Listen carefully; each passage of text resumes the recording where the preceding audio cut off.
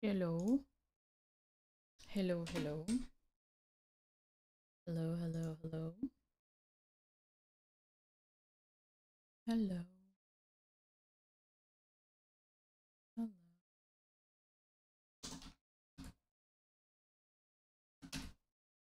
Hello. Hello.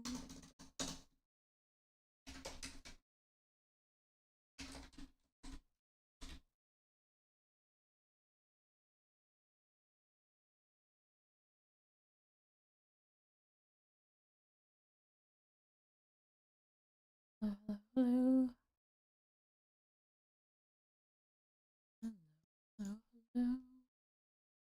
Hello, hello.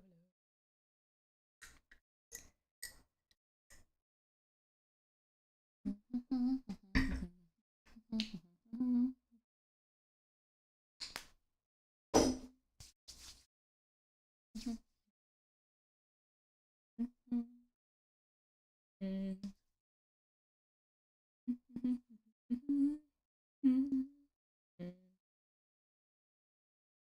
hello.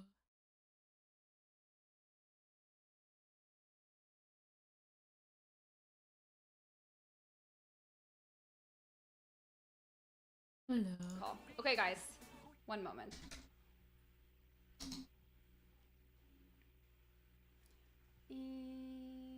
Okay.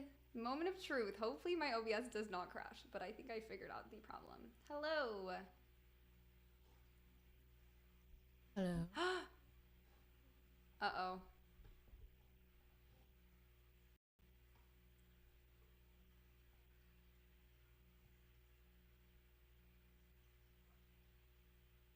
Okay, don't use my camera on a call. Thank you. This is good.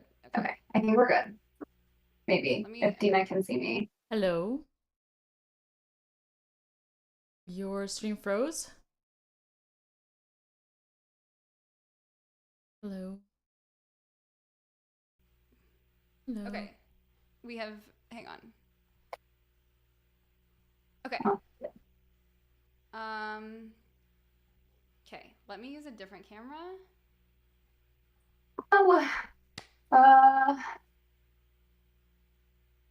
Okay, I think we're good. Maybe, if Dina can see me. I cannot hear you. And I cannot see you.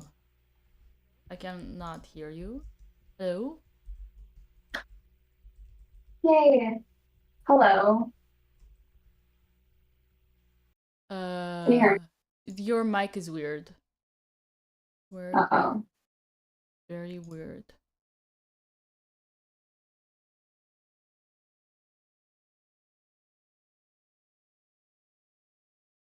Hello. Hello. Oh yeah, now it's good. That's an interesting choice of a camera. Oh no. No, it's good. It's good.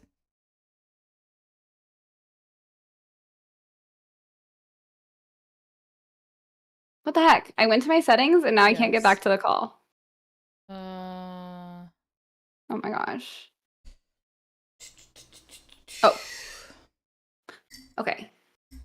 Can you hear me? Yes. I can't hear you. You cannot hear me? Why so? Let me go to. Can you hear me now? Hello? Hello? Hello? Oh, hello? I know why. Hello? Hello? Hello? Hello? Hello? Hello? Can you say something? Hello? Hello? Hello? Hello? Hello? Hello? Yay! Hello? We have sound. Okay. Can you guys hear? Can you guys hear Dina? I'm gonna put her on the screen, but can you hear her? Hello. How are you? Good. How are you? Good. I I'm excited. made you wait. It's okay. I'm used to. You missed making me making you wait. I wouldn't say I missed it, but I said I'm used to it. Oh, you used to it. Yeah. Yes. Did you fix your OBS, you said? Yes, it's fixed. Okay, that's great. That's awesome. Yeah, although clearly I still had to configure some things, but we're good. We're rolling. There have been no crashes yet. Oh, you're quiet. Okay, let me turn up your volume. I can speak louder. Is that better? Bum, bum, bum. Okay. Yes. Yay. Okay. I think everyone can hear you. Amazing. I can't believe you're ditching me this weekend. What do you mean by I am ditching you? Well, you told me you were playing in this tournament, and now you're not. So does that mean that you are like you wanted me to be around during the tournament? Yeah, of course. Of course. So But does that mean that you are like missing me? okay, let's not get carried away. Wait, hang on. Now my camera's frozen again. What in the world? Oh no. Oh no. Hang on. Oh my gosh, this is so annoying. Lol. Okay. Anyway, we can get started. For some reason, my camera is like not showing anymore, so that's great. Stand by.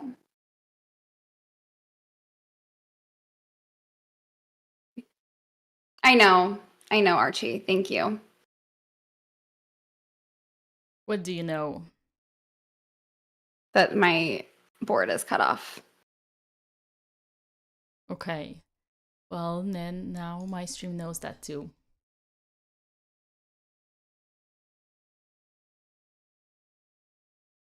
Okay.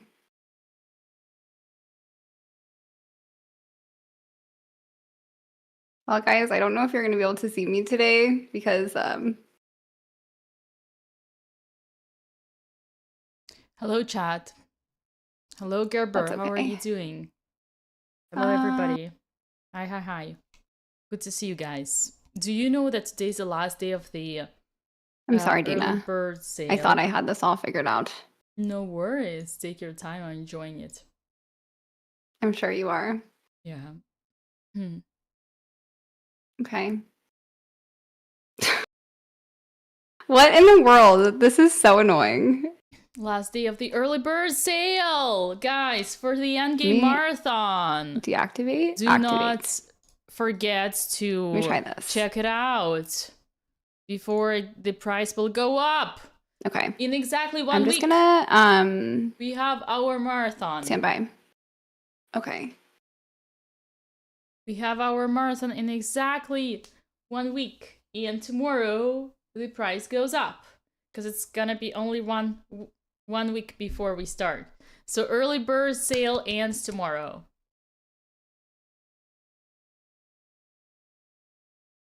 Okay, wait. You guys got it? All right, we're getting somewhere, I think. While Emily's trying to figure this out. All right, this is good enough. I will, I don't want to hold you up anymore, so we're good. We'll just, we can get you're started. not holding me at all. I'm just chilling. Okay, that's nice of you to say.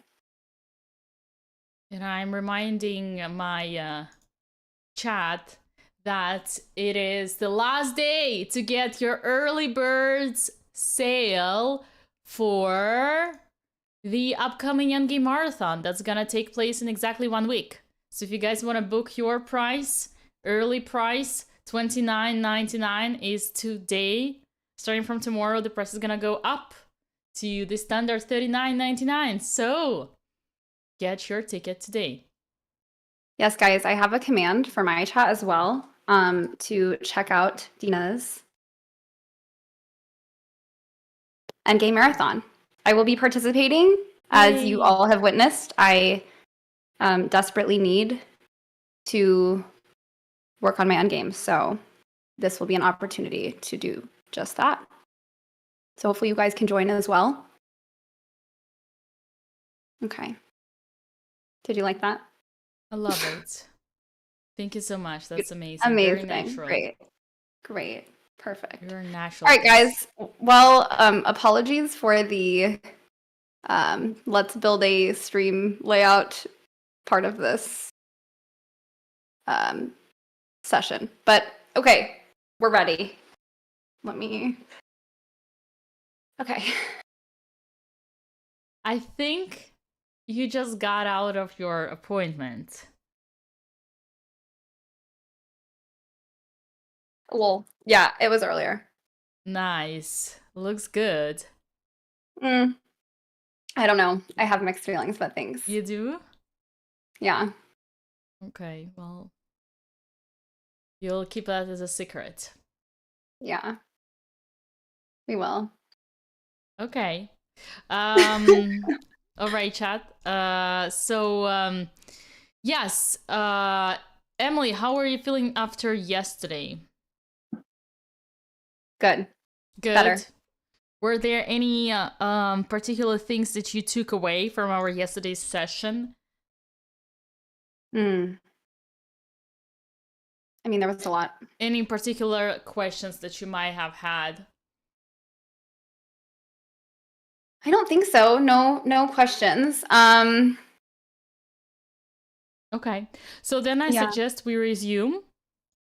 And yesterday we looked at first 3 games and then the last game. We still have the game number 4, which is against Subash. Yes. That one was not good. So that would it was a bad game. So it would be good to review for sure. Yeah. Do you? We don't still have that classroom, right? Because I can put them in there too. I do have that. I can reload. Oh, great. Do you mind? Can you send me the link, maybe? Awesome. I'll send you the link for your own classroom. Or, well, is there a way to access it? Classrooms. Maybe I can just access it. Hang on. I sent you the link. Is it? Okay. Wonderful. Thank you. Oh, yeah. That was not the one I was about to click on, so I'm glad. Oh, gosh. Yeah, this was... Oh, no, we looked at this one yesterday. So it's this one. Yes. So this is the game that you were playing in the round 4. And you were in a very fighting spirit. So you start with d4, d5, and it is your London. And the previous London went well. But this London wasn't as smooth. Correct. Thank you for the raid. I think some of the things that happened here were after we had that conversation.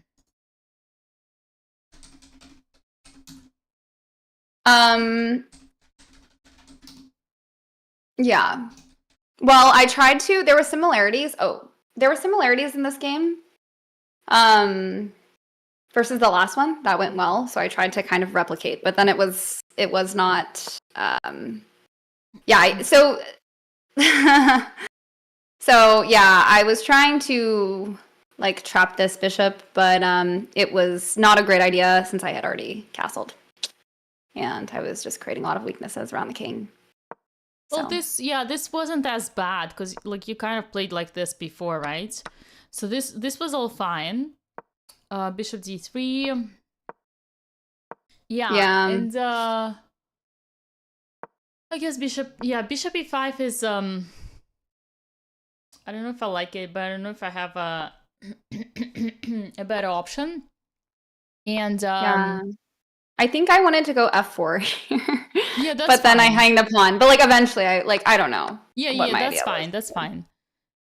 And so you go with h5. And I think this is probably the first real mistake here for me. Mm-hmm.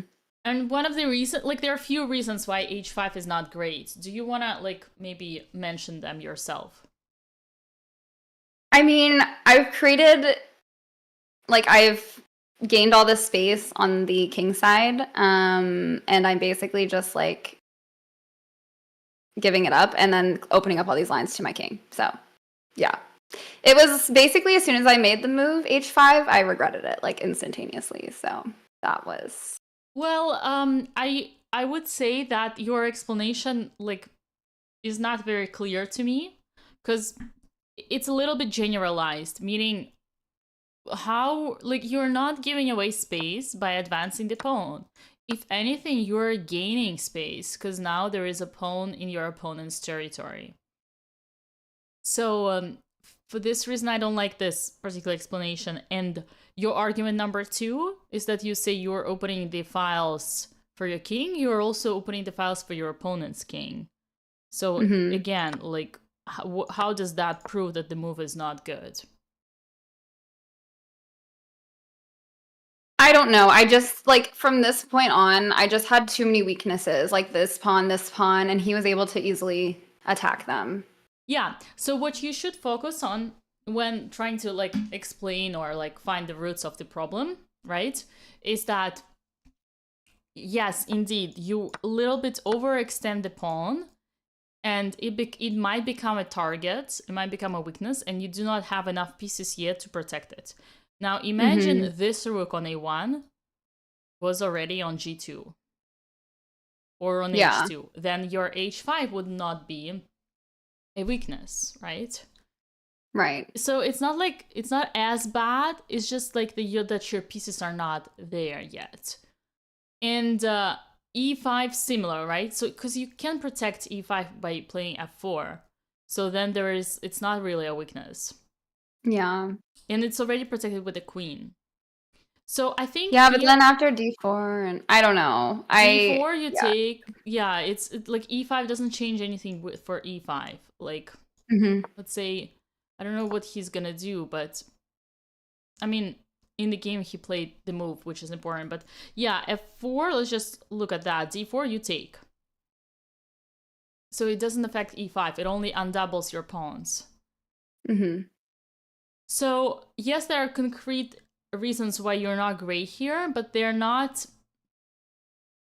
Yeah, it's not related to the fact that these are necessarily weaknesses. So first of all, we have to clear that out, right? Okay. Secondly, so we mentioned this is very important. We will see it everywhere is that you're extending the pawns and you're opening the files equally for your king and for your opponent's king. But unfortunately, yet, your pieces are far away. Had your rook been on g2, it would be a strength for you. But because your rook is on a1 and the other rook is like on f1, that's why it's more of like dangerous for you, indeed, than for him, right? But like the opening of these lines itself is not a bad thing. And then, because it's usually what you do in the London. It's like this is your plan. You usually attack. And so there is that. Another thing that's super important, which happened in the game, is that you gave away one super key square to your opponent. Do you remember which one?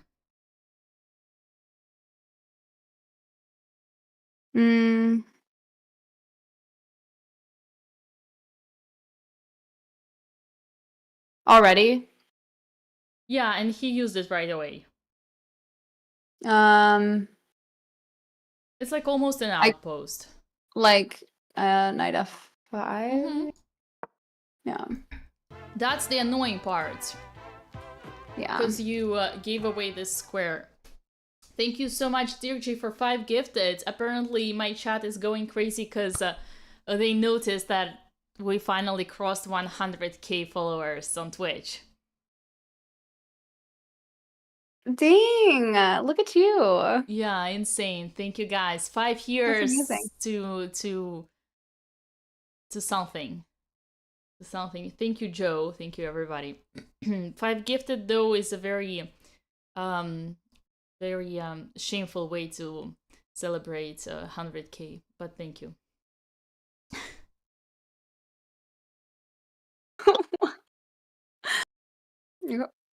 Okay, never mind. So yes, Emily, back to the game. Here knight f5 is annoying, and it's a very strong position for the knight. It's like an outpost almost, because you cannot really kick the knight out with the pawn, because and that's the problem of h5, because your g pawn will have to take if it takes, and then the g pawn was protecting the f5. And then one more thing from the strategy perspective is that in this position, your opponent has a weakness, and you remove that weakness. Do you see what is this weakness? I mean, G6. Yes. E6, but G6 and E6. no. First one is correct. B7. B7 is not a weakness. No. No. B7 Well, I guess not, because he can. Yeah, he can put. No, B7 is not a weakness because like who can attack it? It's not. It's on the closed file. It's just the base of a pawn chain. Okay. Just like G7 is not a weakness. Okay. And so G6, like, I wouldn't say that they are like weakness, but there is just like a thing with the G6.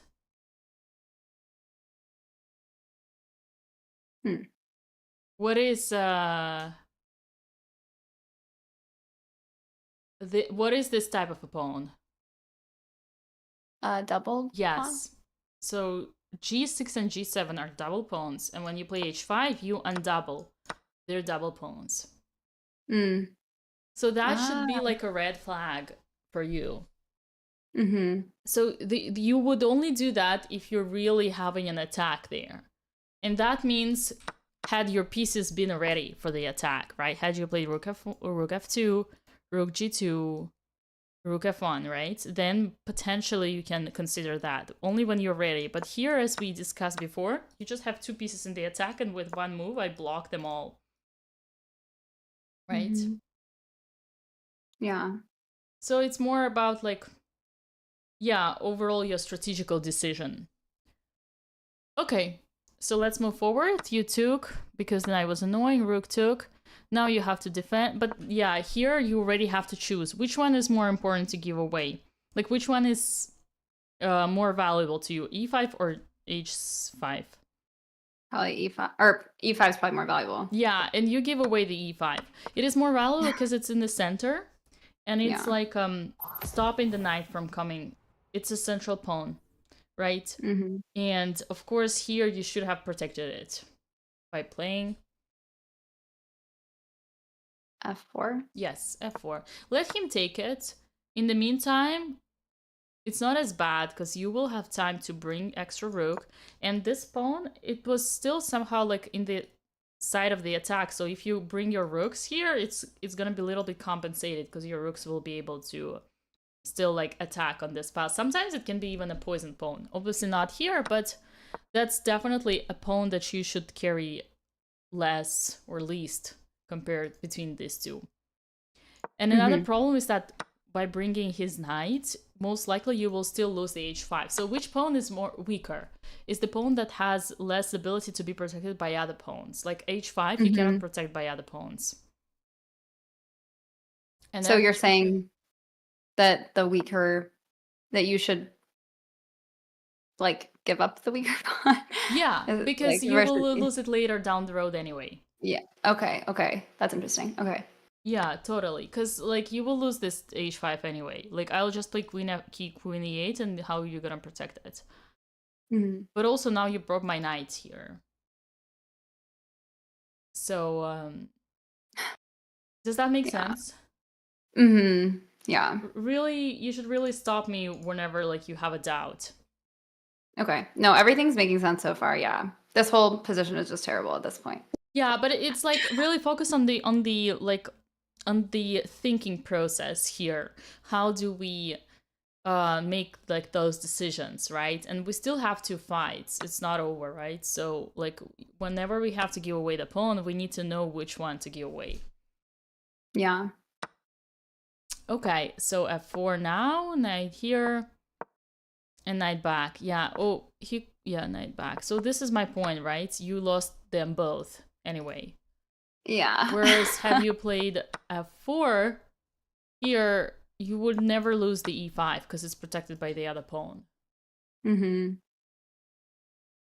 Yeah.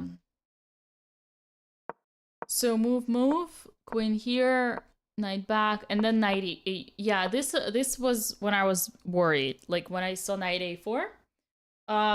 So right now, clearly, whose king is in more danger? Mine, for sure. Yes. Thank you for the raid, Matt. Thank you. Appreciate it. So your king is more vulnerable. And how many defenders does it have? Does he have? He has, I mean, 1, 2, 3, and then the pawns of his king. Is that what you're asking? Yeah. And I have. So your king is only protected by one queen. Okay, yeah, because the rook's not really doing anything. Yeah, the rook would need to be here on g2 or on h2 or on f2 to protect. And then the knight a4. Yeah, only and walks away from the king, right? Yeah, yeah. I think at this point I was just trying to maybe get counterplay on the other side of the board, which was stupid. But I knew I was losing, and I was like, let's just create a distraction. But yeah, I should have played like what, 92 or something.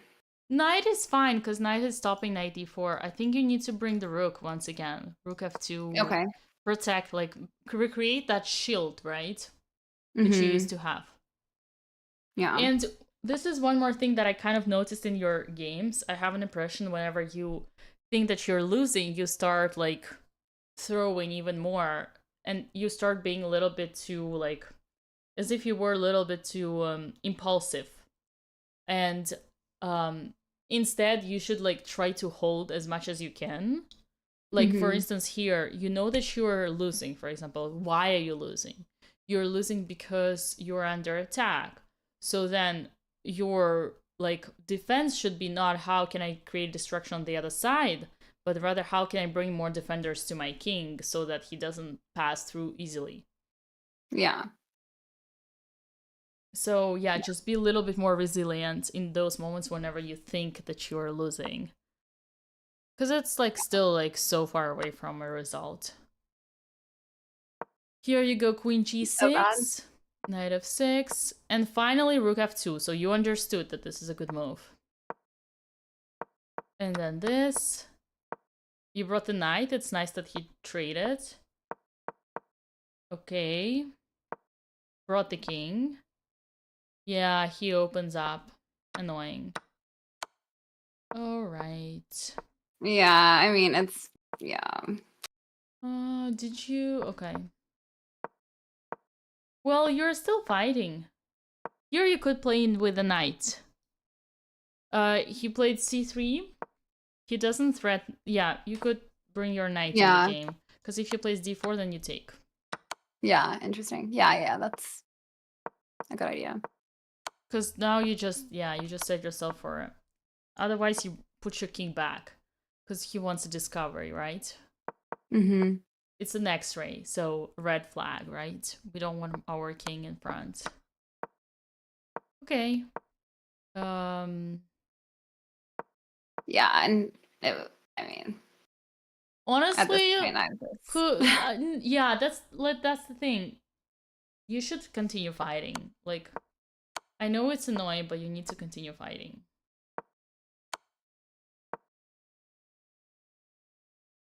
Like, here you can attack him, right? So a little bit more resilient. Ooh, he blundered something. No? What is happening after 97? That's what you wanted, creating some threats.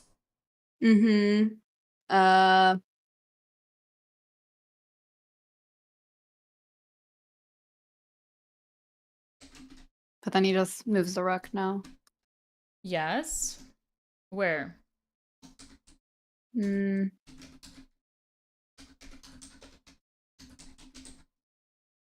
Like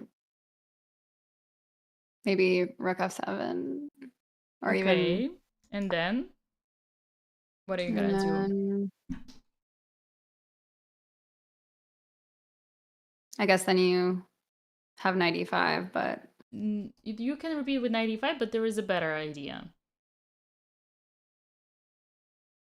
There is a better move.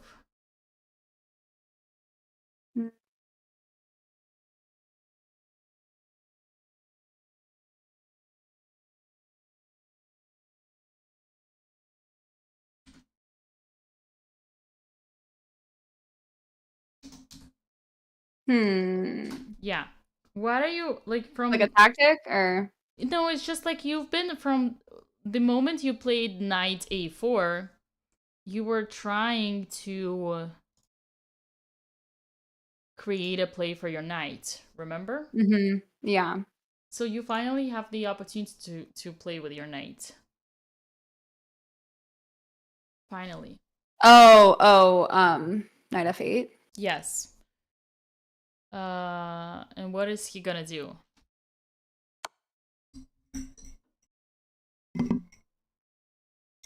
Yeah. I mean, has to go probably yeah, king g8 maybe. Okay. No. Oh, king 8. Oh. So king h8, but Okay, king h8 now. what? So what's the alternative? I don't know, you tell me. Oh, I guess he has king h7, yeah. Okay, no. Oh no, because the knight was there. I don't know.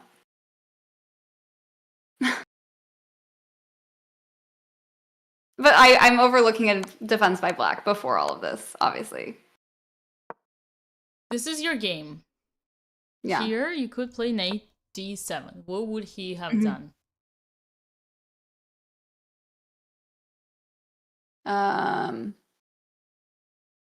Maybe rook d6. Okay. And? Oh, yeah. Okay, so probably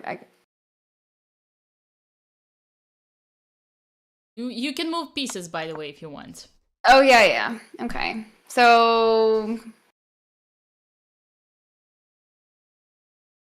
I guess this is better. And then he just takes the knight. Right. Because we've seen that if he goes here, then we have, yeah, so he has to take.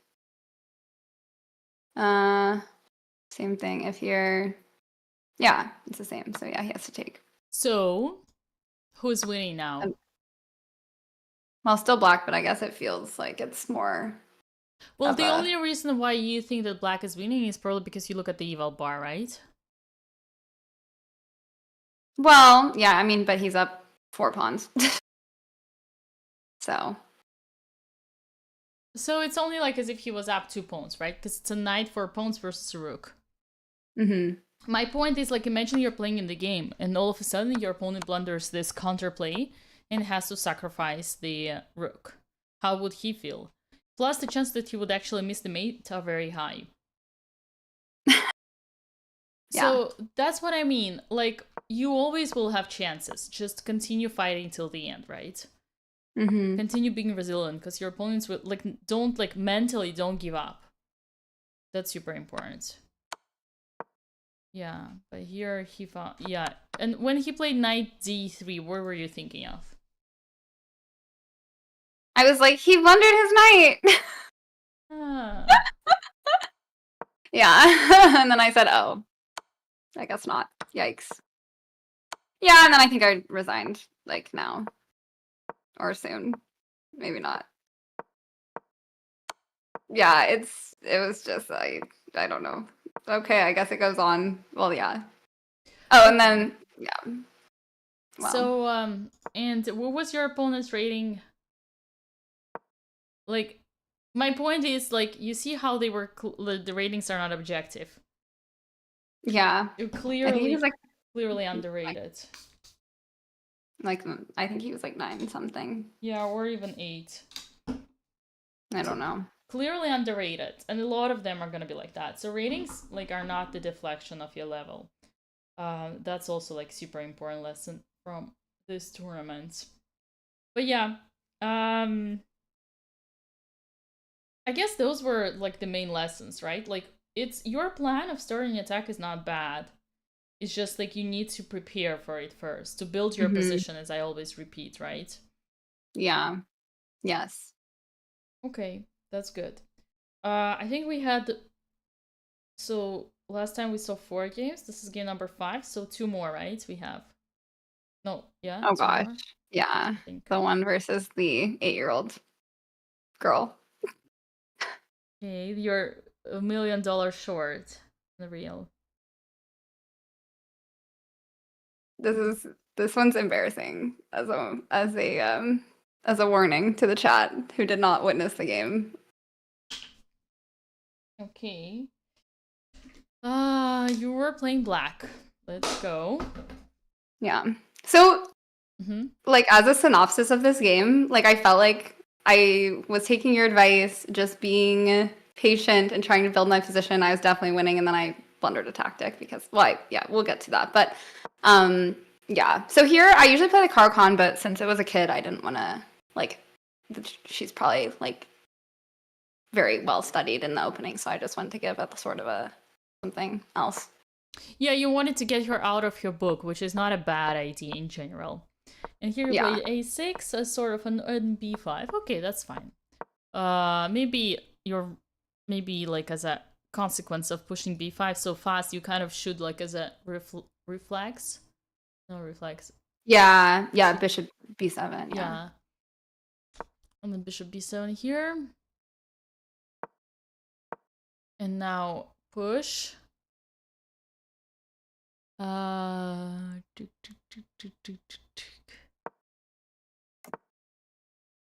Okay, castle. And c5. Yeah, we were talking, Ancient was saying that c5 might be stronger. Why is that? I'm just curious. I don't really like. I guess I have a hard time when there's like multiple breaks. Oh, okay. Because yeah, you're. I don't know myself, honestly, when I look at this. No, I don't know myself. Maybe, because they cannot protect. Wow. It's hard here. Maybe 95. Yeah, it's a lot of tactic, a lot of bishops. But what she did is fine. Don't get distracted. I think e5 is just as good. And it's like logical. So here, computer was maybe because the bishop is now just like. Yeah, computer was saying like, yeah, here you should take though. You should take and then push c5 potentially. Because you do not close your bishop, because here indeed you let them close the bishop. Yeah. So in the game she took here, you took, and then you got the well, it's still good, right? Because even if it's closed for now, it might get open later, especially if she tries the attack. Yeah. But for now it's closed. Okay, so you go knight d7, and this is another thing that we talked. I think more logical would be, if you remember, what was the move? Knight f8. No, that was another game. Or sorry, knight rook. You have a certain red flag here. That the queen is in front of the king. Who is in front of who? Well, I spent a while like trying to see if I could like get something over here with the bishop, but yeah. But there is a danger for you here, though, in this position.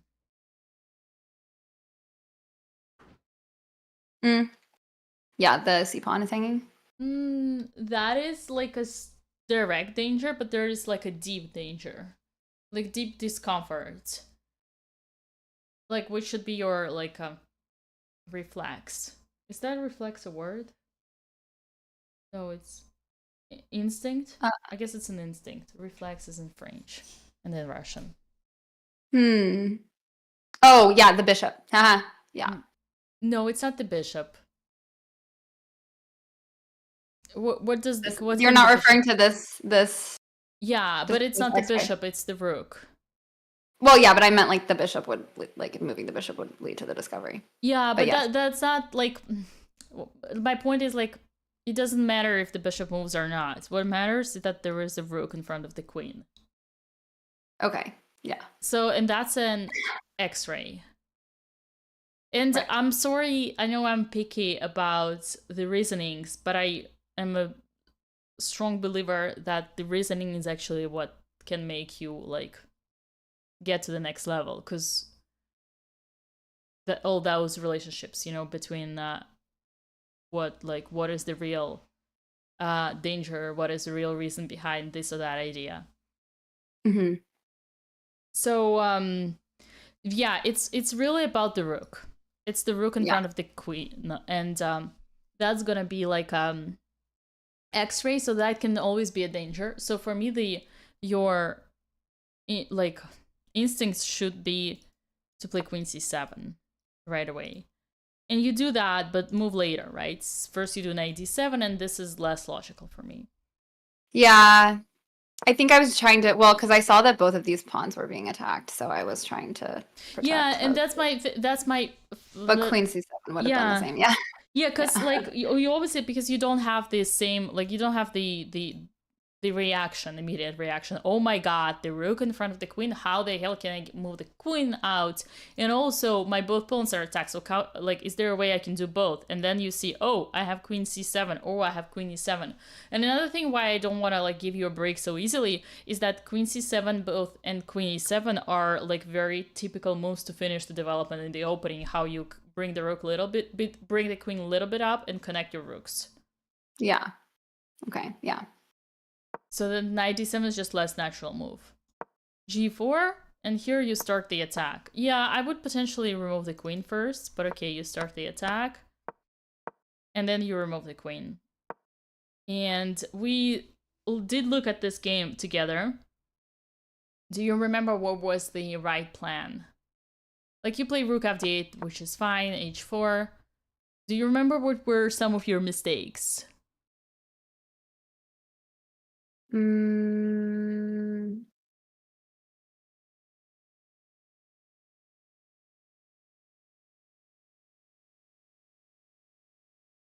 Oh, yeah. I think, did I push this Yes, you pawn? pushed this. Do you remember why it was bad?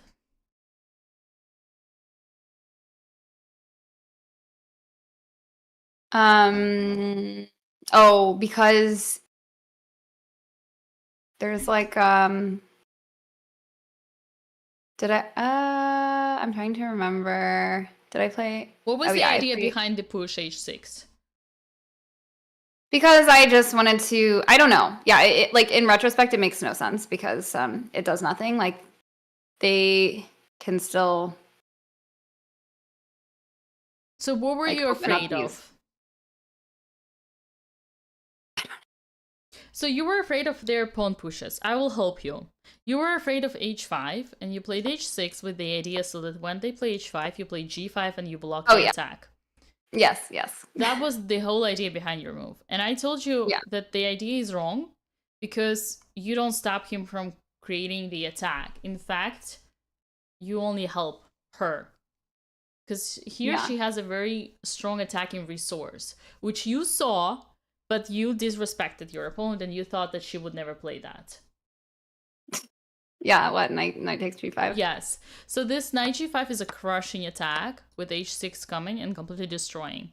Like even you can play h6 here. Oh no, you cannot. Sorry, there's bishop f6. So you have to take and then h6, right? And that's the whole danger. And I told you that every time, first of all, you move the pawn, you create potential like weakness. And secondly, what does white want? Like, how does white want to give you a checkmate?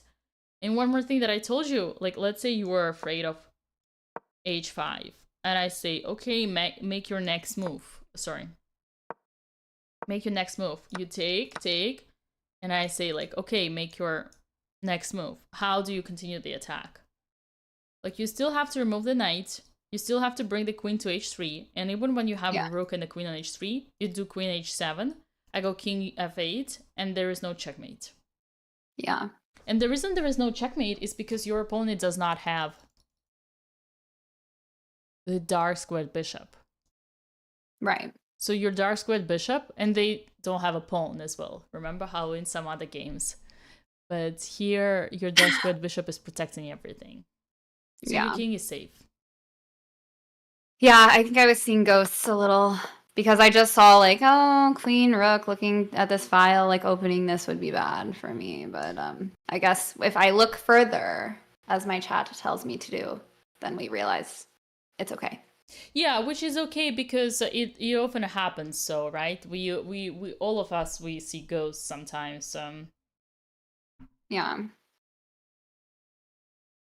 Yes. So one more thing here is that do you remember, let's say instead of h6, what was the correct like way to proceed for you? Because you have a strong advantage, but what is the plan for black? I mean, like I want to go b3 and then like maybe rook c8 or rook b8 or something, and b3. Yeah. That was maybe not yet. Yeah. I don't think that was the plan, but potentially you could. That was my plan in the game. Like I was trying to repair that at some point, but All right. Maybe we'll see that later. Knight d2. You play rook c8, f4, which helped you to open the diagonal. Mm-hmm. Knight c5, knight c4. You moved, and here, yeah, here you made a mistake. Yep. Yeah. Yes. So here I saw this, that the discovery is gonna be the next move. I thought about it. I was like, I want to keep pressure on this B file. It's fine because once she moves the knight, then I have knight takes attacking their queen, and I overlooked a a terrible thing that I ended up losing because of. So here you had two good moves which you did not necessarily like, which you rejected, right? Yeah, I mean, my first instinct, I was actually so close to playing queen c7 and just trading the queens, and I felt like I was still better, but I wanted to keep the pressure on and not trade queens and instead hang my queen. Yeah, and that is correct. Queen c7. And after trading, you still have this b3, and you still have a huge pressure, and you still have a huge advantage.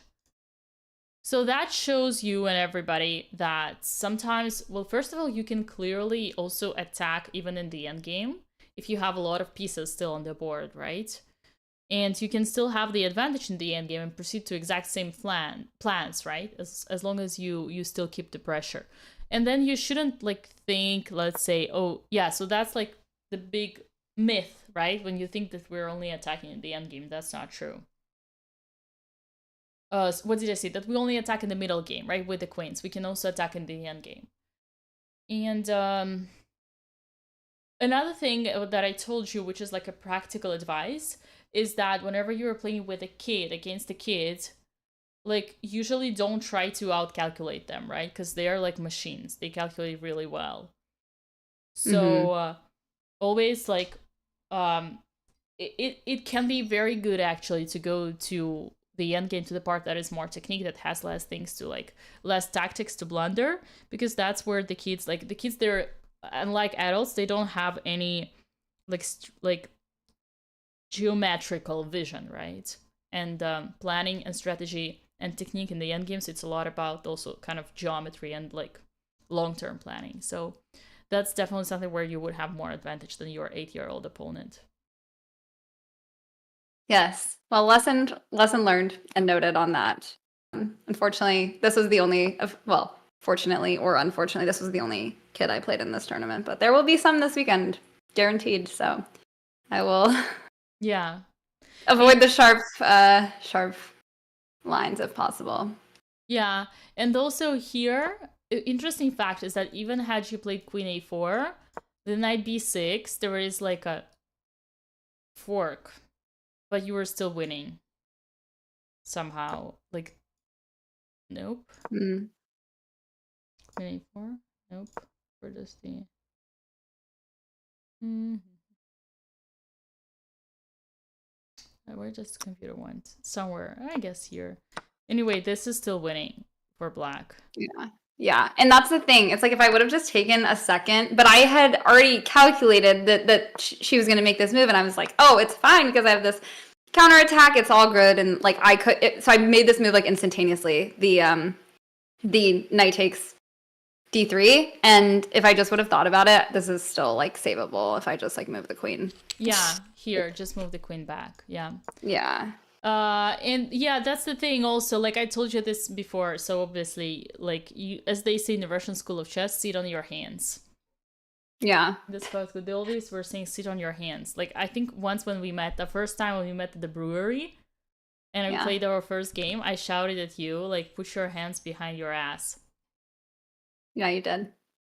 So I remember. Yeah, that's the thing. Clearly I need to be reminded again, so I'm glad we're having this talk now. Yeah.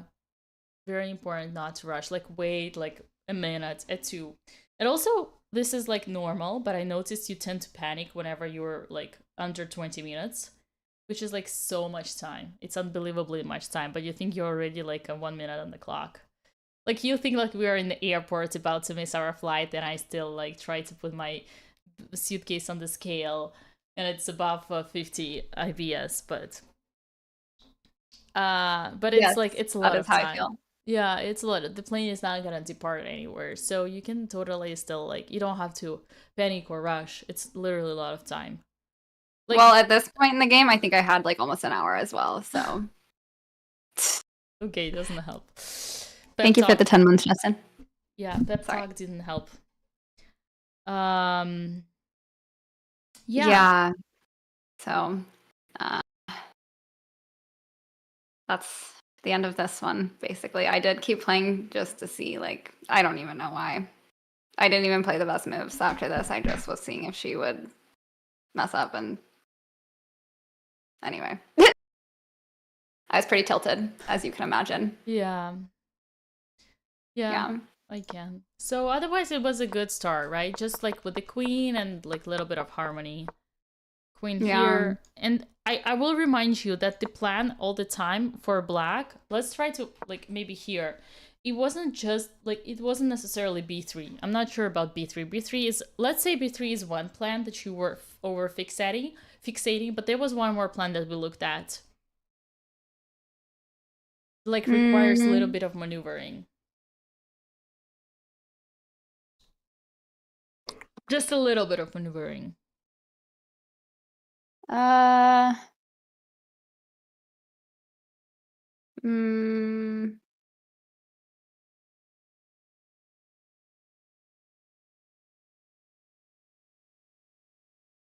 Maybe, I don't know. Зайчик, нет, тот пример хороший. Нет, тот, блин. Зайчик. I mean, it seems like a good idea to just make the rooks better, and then I don't know. Well, no, not that. Well, yeah, maybe. I don't know. Rook c8, rook b8. Rook c8 and rook b8 are not plans. These are moves, and plus, I guess if you were to proceed with your plan b3, it would only help you, especially if you put the rook on b8. So those are not plans. Those are moves, which are good, but I want a plan. Get rid of this pawn to activate. How can you get rid of the e5 pawn? I don't. Oh, knight f6 maybe. And then what? I mean, I guess he defends, so that doesn't necessarily. Is that, does he need to defend anything? Isn't that defended already? Oh yeah. Okay, I'll help you. It's an attacking plan. Think about an attacking plan. It requires a little bit of flexibility. Зайчик, дело даже не в том примере. Я могу его потом сама убрать. А в том, что статья, которую ты написала для кусок, который ты написала для анализа, с движком он хороший, просто... I guess I don't know what you mean by like an attacking plan. Like, you mean like how I'm gonna checkmate him? Or her? Or... Yes, how are you gonna checkmate her? You have a very huge potential that you're not using.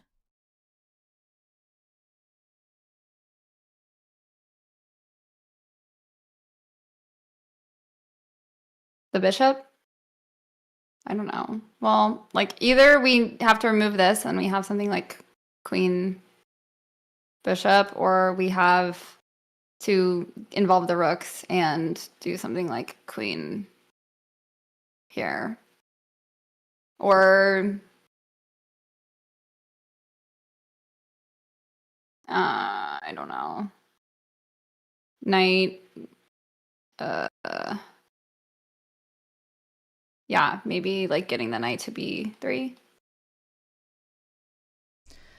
Getting the knight to b3, wow. So that the pawn takes.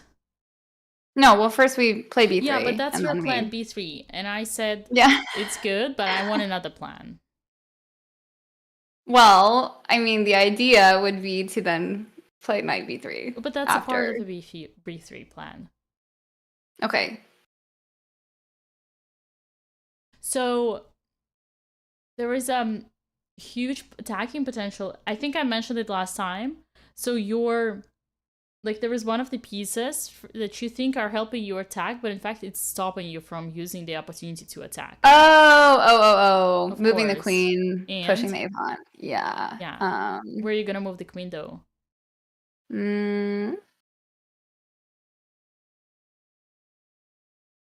Yes. So you see our beloved c7 square. Ah, yes. Yes. So that shows you that, like, as a start, the queen would have been just fine on c7, and you would just use the a pawn to march, right? Mm-hmm. And open things. First b3 and then a3. Imagine you do that. Because here, honestly, with all due respect, like, let's say you do something. You play b3, I play c3. How you, like, okay, now it doesn't work, but, like, in theory, how you break through.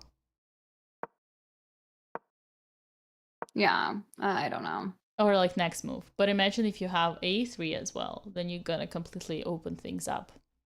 Mm-hmm. And yeah, that's why. So sometimes, as I told you, like, is in the previous game, there is this phenomena, like when we look at this position, something here is wrong. Like just here, right? It's you have your only queen attacking, and it's in front of everybody else. Right. The queen goes behind. Yeah, like, yeah. Unless you have obviously something really concrete. Yeah. Okay. All right, so that we saw. And yeah, that's it about this game, I think. I don't know if there are any other things that we need to check on. No. We're good. Yeah. So when do you like start because I mean, maybe not in this game, but like when do you know it's time to attack? Like all of your pieces are involved, basically, or you? Yeah, when you brought all your pieces in, like, obviously, the fact that you have opposite side castles is a huge, like, is a huge factor to do the attack.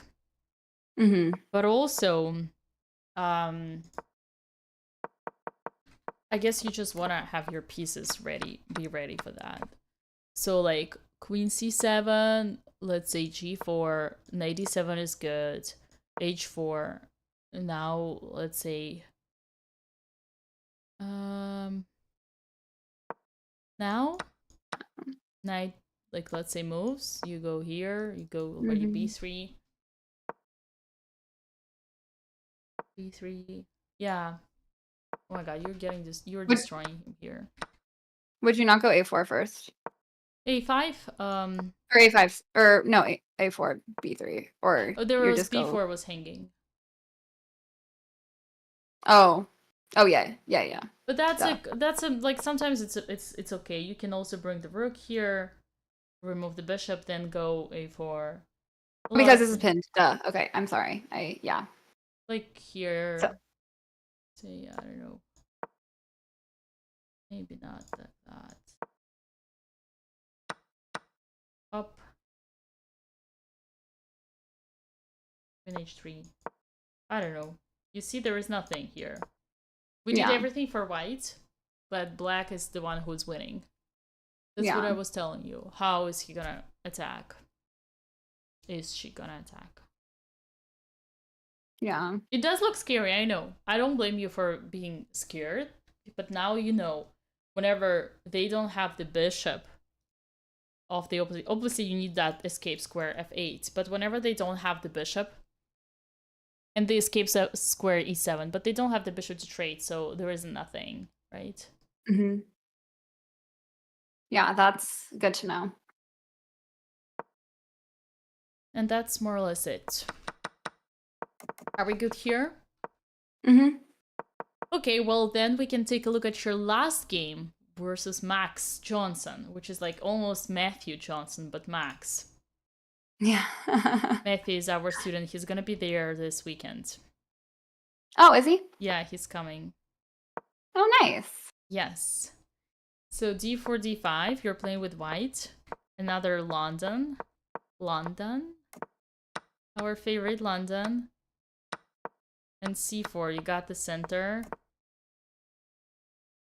c3, okay. Could go more ambitious, no? Could you go more ambitious? C4? Yeah. I actually, after I played C3, I was like, I was considering C4, and I don't know. I don't know why I talked myself out of that. So, yeah, I don't know why. But then after I played C3, I was like, yeah, I should have played C4 because I think I ended up playing that later. Maybe I didn't. No, I don't think we got to it. This was a quick game. Yeah. c3. And d4, which is also fine, honestly. Oh, he did that. That's annoying. Okay. Wow. Yeah, okay, wait. I do have just a general question about these like 4-pawn situations because I've run into this in several of my games, and like I really never know how to like what is the way I should think about these captures, or if I should take or what. So usually you should just look at your pieces. How do those captions affect your pieces? And you should go. So yeah. You should Oh, but then yeah. Oh, but then that's fine. Yeah. So if you see that like he can capture you and you capture back and you have an active piece, then it's fine. Or if you see that you capture him and you bring his piece to the game, that's probably not great. Right. Okay. Here you're bringing his queen, so it depends. It can be good and bad. It can be not great for you if the queen is dangerous, but usually when there are a lot of pieces, the queen can only get under the attack, and here it's the case. So he's just walking right into the attack, which he didn't put. How could you put the attack? Well, here I actually spent a while looking at this Greek gift thing, but it doesn't work because he has bishop f5. But, yeah, it doesn't work. Yeah. But yeah, but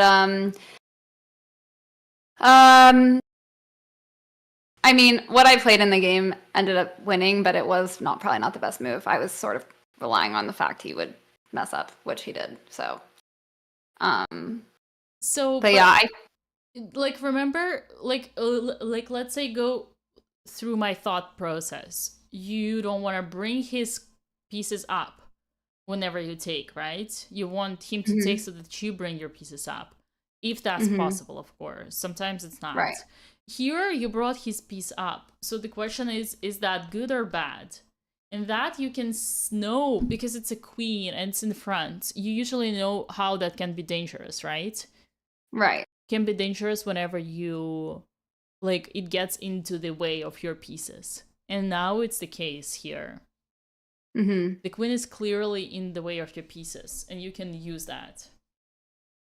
Right. Yeah. So that's what I did, was take on d4. Like, well, that's not what I want.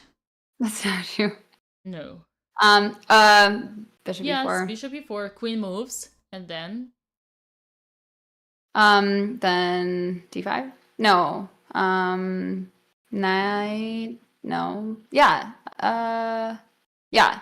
Does this work? Okay. Knight takes. Knight takes. I guess we take back with the no. Yeah, and then no. calculate. You're close, just a little bit messy, but try to put that in order. Your queen moves, take. Yeah. If takes, then we win. Yeah, if he that's the takes this thing. for up exchange, yeah. So he cannot capture back. You just play bishop b4. He has to go like somewhere back, and you just take the pawn. Mm-hmm. And he cannot take back because you win the rook. Right. So you can win a pawn here. With this. Oh. Okay. That's it? Yeah. Okay. I missed this game. Oh yeah, because it was round 8. I thought it was round 9. Yeah. Well, yeah, so this is good as well, what you did. And you still are with an extra pawn. The only thing is that I guess it's the pawns are a little bit separated, right? So they're a little bit more weak. So probably he has something like queen. I don't know where. You're still winning. Yeah, you're still winning, and you set him a very nasty trap. So maybe practically this is just as fine. Yeah, I mean, if he took back with the rook, which is, but then you will take with a knight. Oh yeah, I mean he's still losing. Yeah, so he has to. He cannot take the pawn. He has to remove his queen or protect his queen. Yeah. Somehow. I was just looking at this perspective, thinking that he's not gonna blunder, and then your pawn formation is stronger. But honestly, maybe your move is better, because you set this nasty trap that he might fall into, and he did. Well, but that's hope chess, right? Which we're not supposed to play. Yes, yes. Except for sometimes, very rarely, the difference is small. Like you are still like, there is a difference between you just setting a hope chess trap or you are winning a pawn and setting a trap. So when we talk about the difference, you win a pawn this way or you win a pawn this way, and this way is slightly less strong, but it sets a nasty trap, then why not? Because practically you're putting your opponent under like danger, right? Whereas if you just play for tricks and you're hoping that your opponent will fall into them, that's obviously not as smart. Yeah. So again, like unfortunately in chess, tons of rules, and then like your level is actually how you can put all those rules into the balance and know what decisions to make. Yeah. Okay, so. Well, thank you. Very helpful. Was that it? Yeah. Did you have any other questions from this game?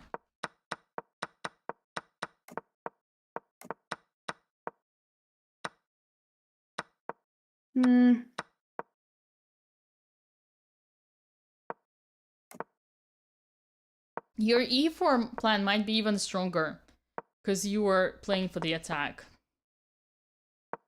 Well, I was also trying to prevent him playing e4, which was the idea of this. I think here, right? You were trying to prevent what? You meant after. I meant comparing c4. Oh, the breaks. I got you. Yeah. e4 might be even better because you were opening this part. And here rook e1 is good because you need to control that. Yeah, I think I was like giving him, I felt like I was giving him this. I mean, I could contest it, I guess, but I saw the rook here because I think I looked at that and I was like, we don't want to give him that open file. Yeah, that's good. That's correct. Very smart.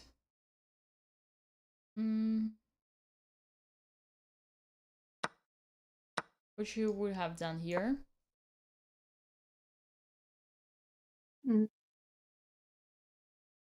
I guess just bishop takes c6. And then knight takes. Yeah, e5. Yeah, that's correct. Because just don't fall for this, right? Yeah, but even then, you still have a check. It's still not a big deal. Oh, yeah. Okay. But yeah, you can just tactics. Yeah, you can just win this. This is fine. Okay. Well, that's good. Check if you have any other questions. You can walk Yeah, I guess through the moves. Yeah. I don't know. Like any general strategic themes. I guess making sure all pieces are like not starting premature attacks is like kind of a consistent Yeah, lesson just from the building game. your position. Yeah, that's important. Yeah. Yeah, this game was nothing. Yeah.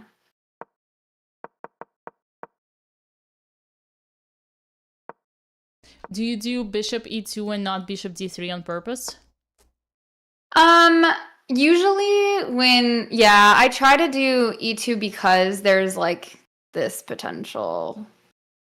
I guess in this case, if I was like castle, then I mean I don't know. Yeah. It's just because you always go knight e5 first, so why would you be afraid of e5 if you block with knight e5? Yeah, I don't always when the knight's here. I don't know. No? Yeah, I guess this is fine, yeah. Yeah. I don't know the theory, but like bishop d3 seems to me like working with your plans of attacking right away, like putting the bishop for the stronger position and controlling e4. But you should double check that in your theory lines. Like that's like one of the questions that like we often say whenever you're learning an opening, don't try to memorize it, try to understand it. And whenever you're trying to understand, you should be also asking yourself the right questions. And here, the question that should arise in your head, why the hell is it bishop e2 and not bishop d3, whereas bishop d3 is more active? And then, yeah, your answer, as you say, were to avoid blundering the pawn, the piece, but I've never seen them play e5 in your games. Like, I've always seen you putting the knight on e5. Yeah, it's just a common plan when you're playing against these structures. Like they'll usually castle and then they'll play like rook e8 and then like try and go for e5 with a tempo on the bishop, move the bishop, and then e3. But yeah, you're right. I guess if I am able to play knight e5, I can prevent it. Yeah, but it's just that's what I've seen you doing. And if that's what you're doing, then why would that matter? But this is something I would double check just in your theory. In your chessable courses. Yeah. Okay. All right. Well, I guess you are all set. Yeah. Thank you. For the tournament, right? Oh gosh. Yes.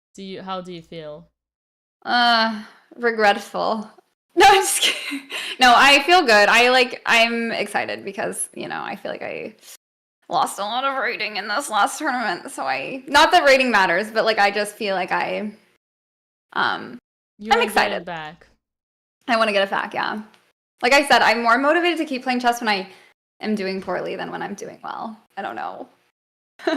So I'm very motivated. Yeah, that's understandable. And that's great. I'm happy to hear that. Just make sure, learning from the last tournament, that first of all, you respect every single opponent. You expect the best play from them, right? And you build up your game. Meaning you build up your position, you bring all your pieces, and you don't have to try to get them. Instead, you can just settle good and wait for their mistakes. Yeah. And yeah, I think this. Yeah, you're a very like positional player, which is it's providing a good contrast to the very like tactical training as well. So yeah, my philosophy, and everybody has a different way of approaching chess, but my philosophy is that you use your tactical skills, which are extremely important, to back up your positional decisions.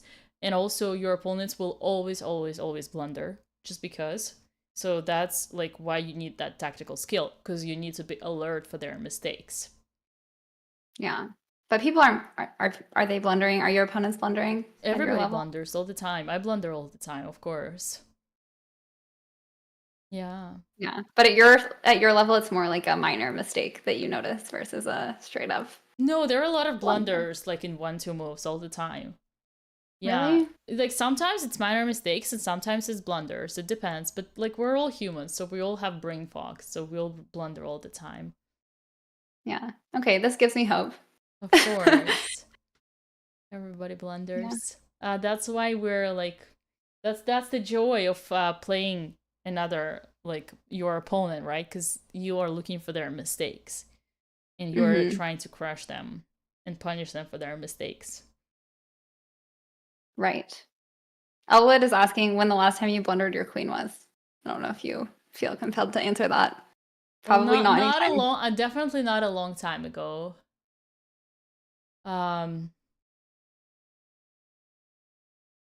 It does happen to me. It does happen.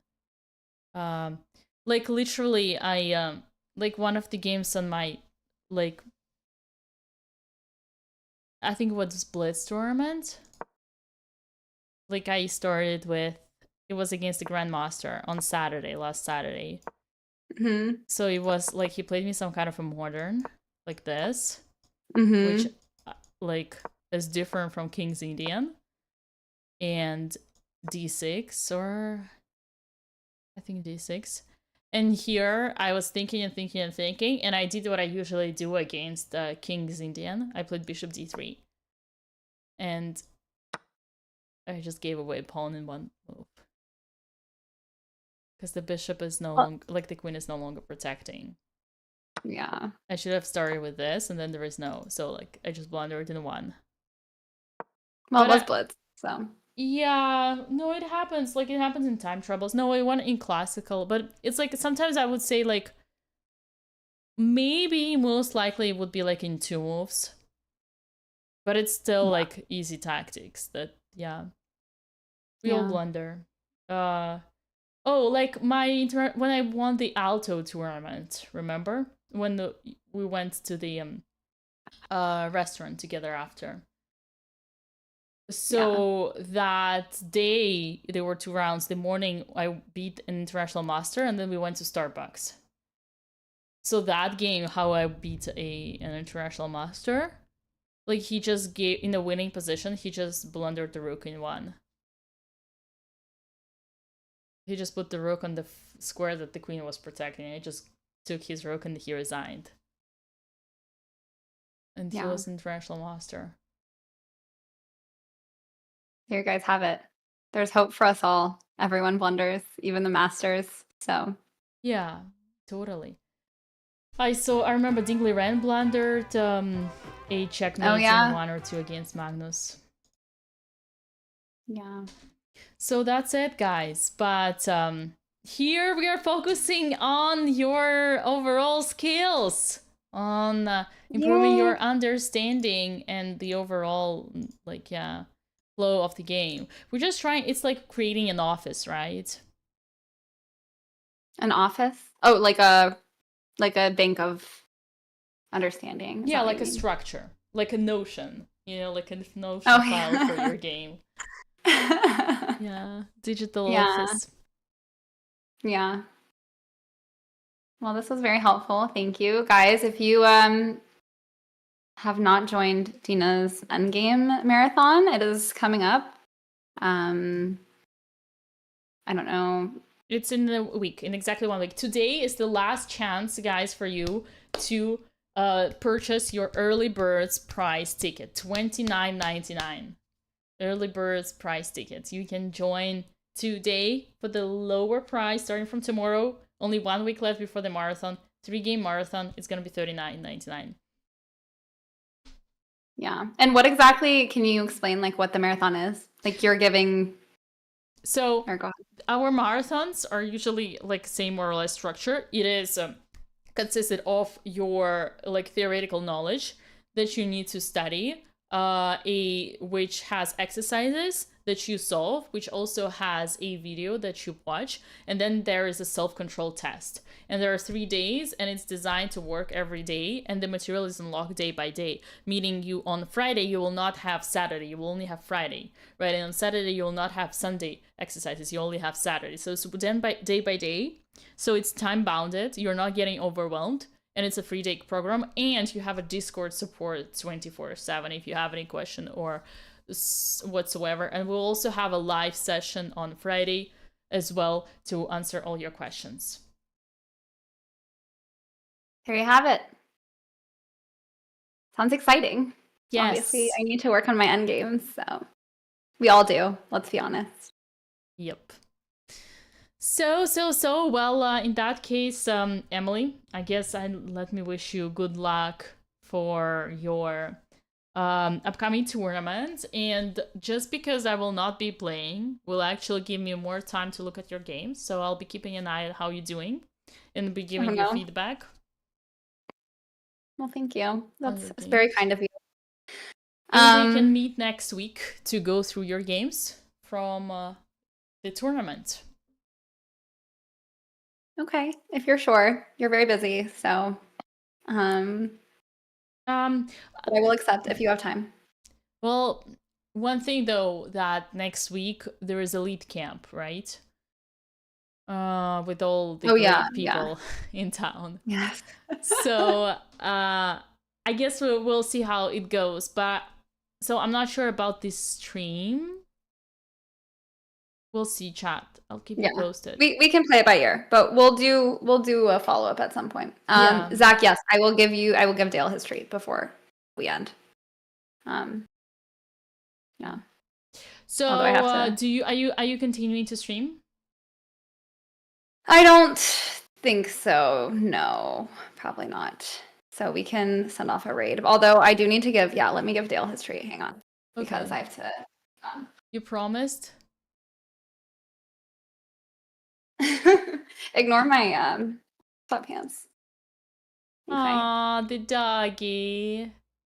He's ready. Aww. Go. Okay. Here it is. Yay. Thank you. Aww. And now he won't leave me alone. He thinks that there's more. You give him an inch and he expects a mile. So. But yeah, he's a good boy. Okay, well, we can do a collective raid if you want. We can. Actually, I think on I should stay a little bit just to say hi to my chat. Maybe it's been a while, perfect. But maybe like 5 minutes. Okay. Well, I will send everyone to you. Thank you so much. I will miss you this weekend, and good luck with your commentating. Thank you. But if you want, like, maybe we can, between your games, we can catch up. I don't know. It's not far away. Okay, if you feel up for it. Yeah. We'll stay in touch. Thank you. Okay, I'm sending everyone to you. Guys, have fun with Dina while it lasts. I will see you guys. Yeah, I'm streaming all my games this weekend, so wish me luck. Thanks. Hopefully it goes better than the last time.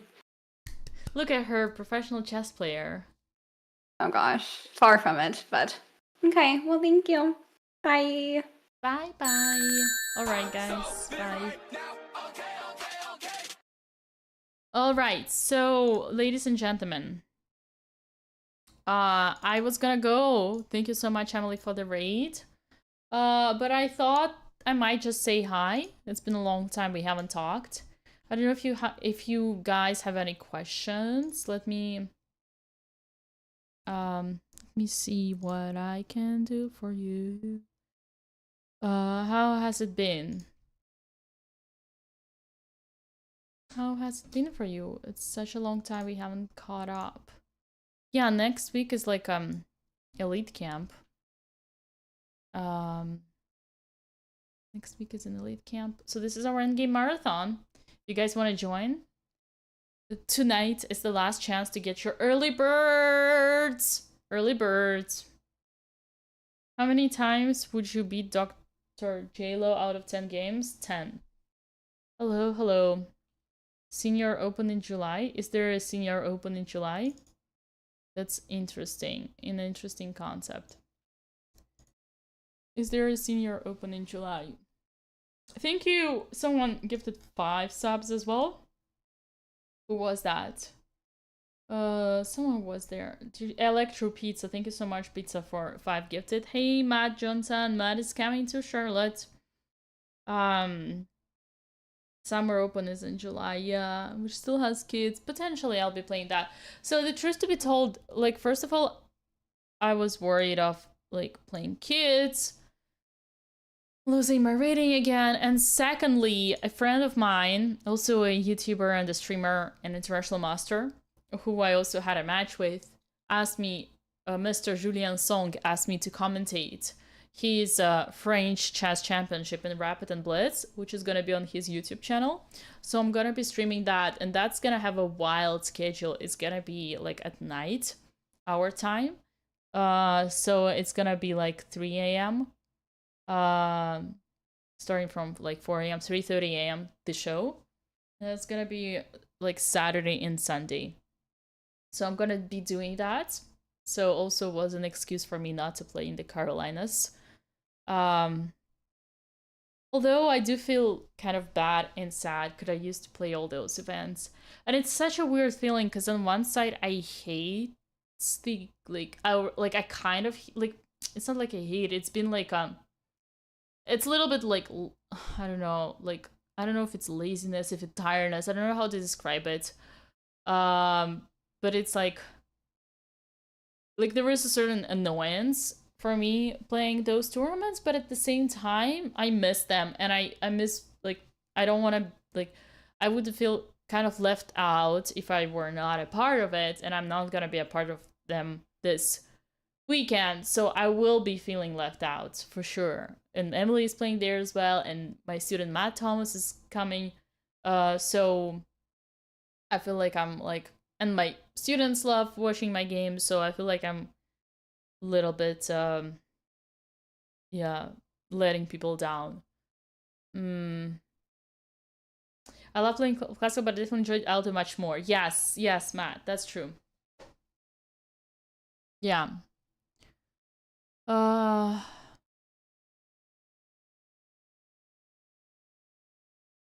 Yes, Dirk G, very much so. Very, very, very.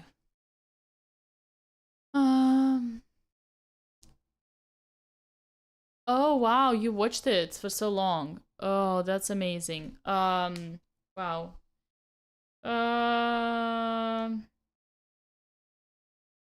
Realize. Okay. Yep.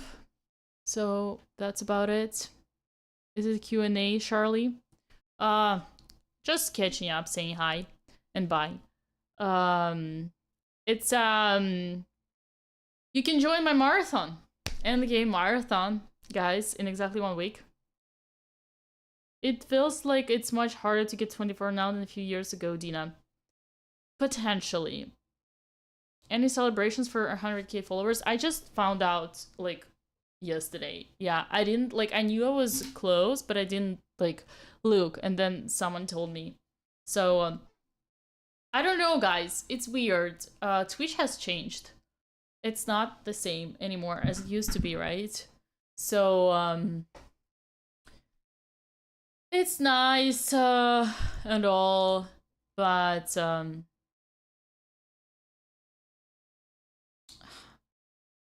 don't know.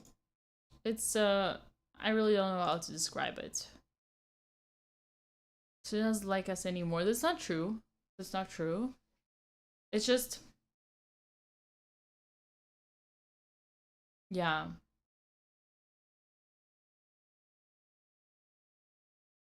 You changed. You became a teacher and a headmaster. That's right. I grew up. I grew up. What did she say? Так, я правильно понимаю, что ты хочешь, чтобы я подобрала... Слушай, ну а с Валерой пообщалась довольно интересно после нашего звонка, мы созвонились, и у меня к тебе много чего хочу сказать. Вот, много предложений, поэтому было бы интересно обсудить. Okay. My friend is waiting for me. I don't know. We'll all grow up one day. Yeah, that's true.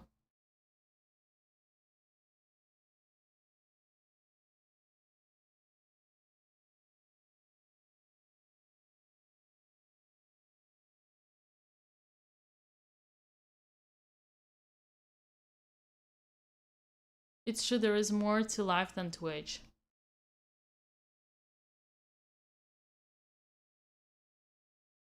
So why didn't you come? Why did you not come? Why did you... Raining? Why did you not come? Yeah, it's thunderstorm.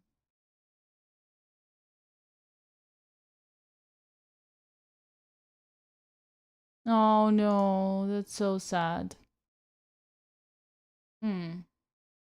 That's okay. Next time, hopefully. But I don't know when it's gonna be the next time. It's been grueling. Yeah.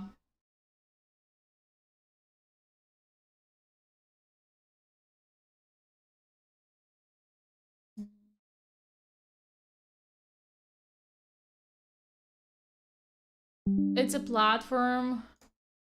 You're an organic chemist scientist and you had a big project. Oh, I see. That's okay. It's a platform to launch your career, but once you have a following, you move into other endeavors. Potentially, yes. Yeah.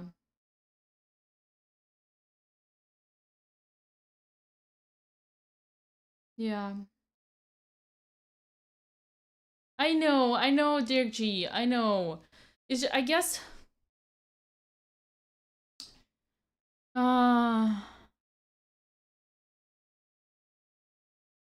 Yeah. Julian, hello. Yes, Steve, did you like my lecture? It is 100k on Twitch. That's correct.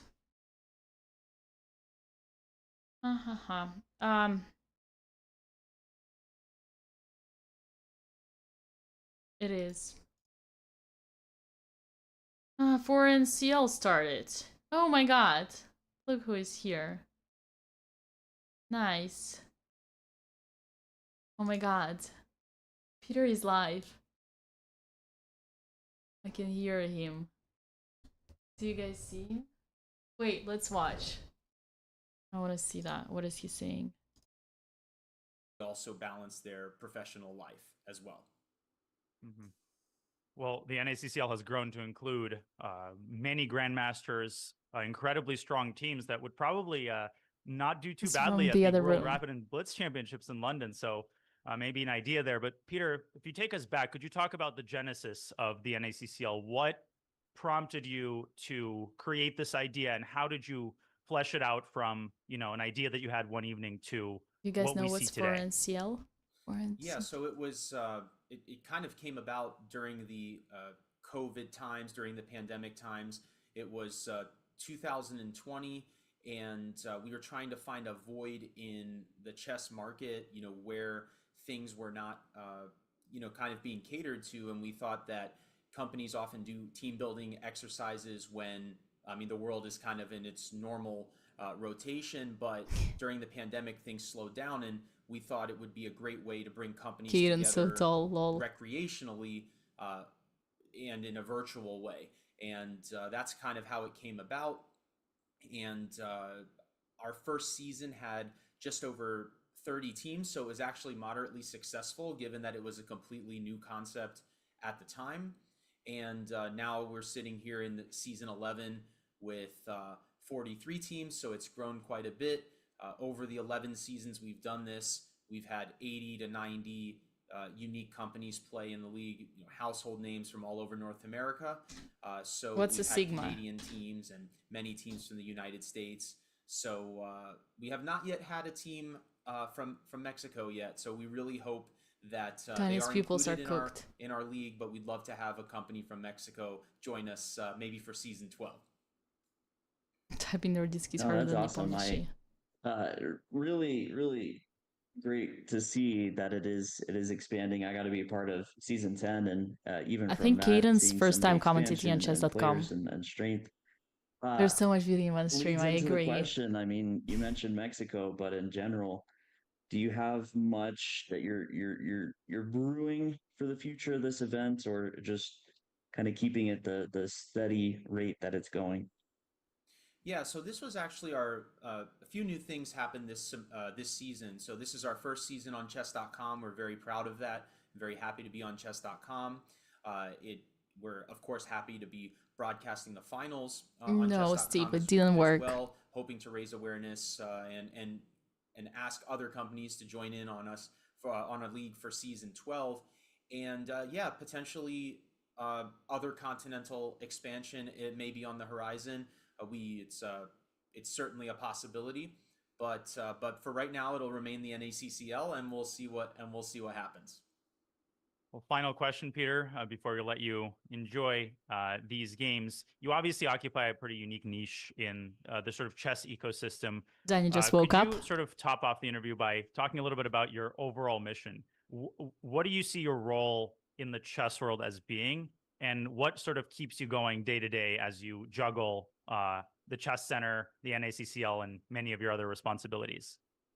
Yeah, I think what keeps me going is the concept that other than my lectures, other than your lectures, is the concept that chess has a lot of areas that can be enhanced. And I'm not sure Danny's awake. Chess, I still play every morning on chess.com for like an hour or so, play Blitz and so on. So I still very much in the bathroom he plays chat. Not over the board that much anymore. Every morning in the bathroom. My driving focus is really to create a better environment for chess players, casual enthusiasts like those who play in the league or those who play at our casual meetups. Helps the process. And even high-level players that play in our US Masters events or Norm events. So really just trying to provide a better experience for chess players overall, and using my love and understanding of the game to help promote that and push it forward. So I guess that's what drives me to be more of an organizer than a player these days. But like I said, I'm still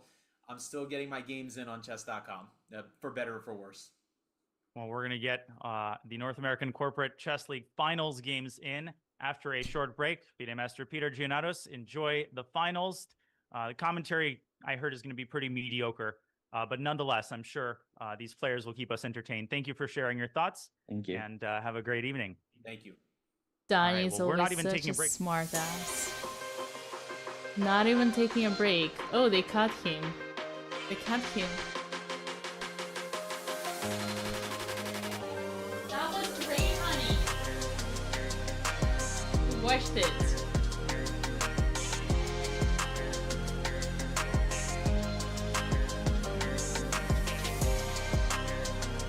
Daniel said his own commentary was gonna be mediocre. That's what he said. That his own commentary was gonna be mediocre. I like how they cut Daniel in the middle of the sentence. I guess they're getting games ready. Yeah, I'll wait until they start up.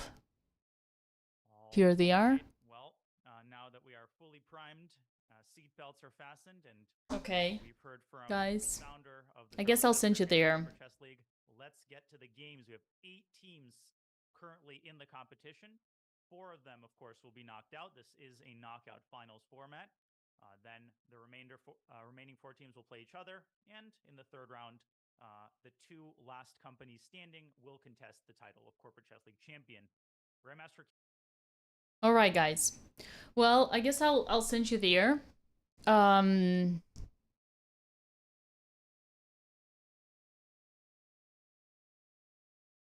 last questions?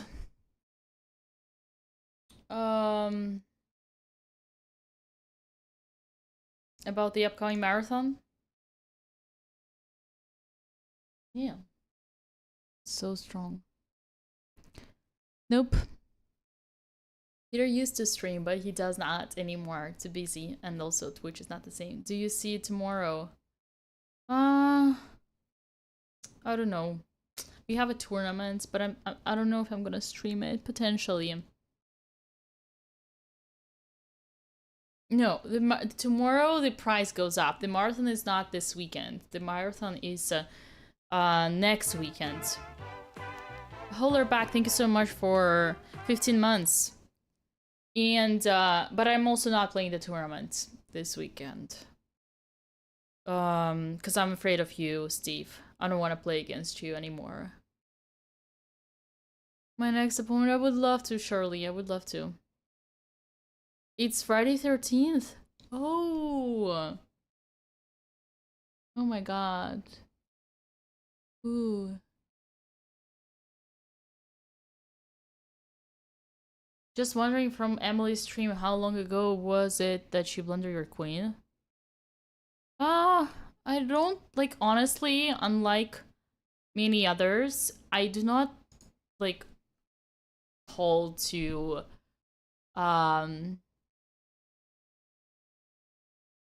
my blunders. I do a lot of them, but, like, I forget them fast. There are just so many. So, I don't, like, it doesn't intimidate me. So therefore, I wouldn't be able to tell, but I know, like, I blunder all the time. Yeah. Just out after Vegas, potentially.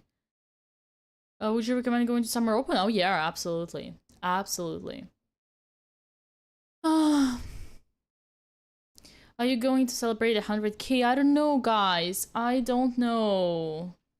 You're asking me a lot, but celebrate how? Like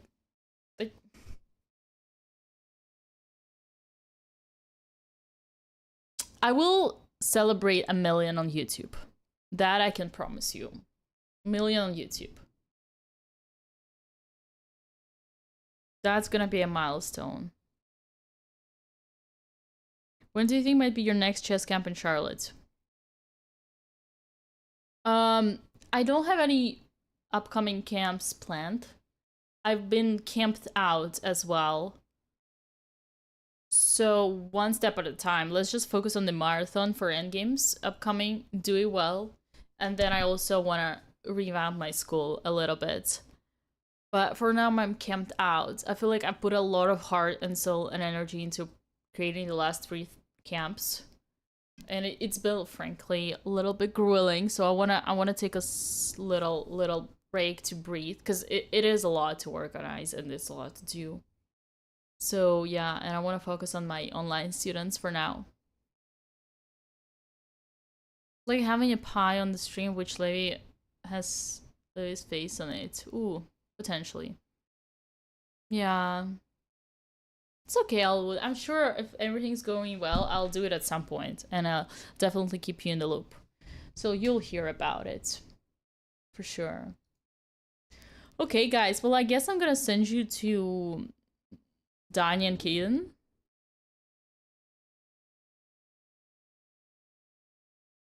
At what age I started playing? I was 3. I'll send you there, and I'll go talk to my friend. Read, Danya. Not Danya, it's chess.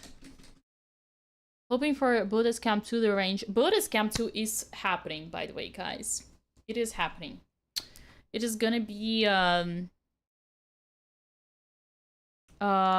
early August. At least that's the latest info that I've heard. It's gonna be early August. And my mom is visiting. So I'll have to carry her in my suitcase. For the yeah, I'll have to carry her in my suitcase for all the with all the ladies. But I might also have a match with Anna Kramnik. That's gonna be huge in July, early July.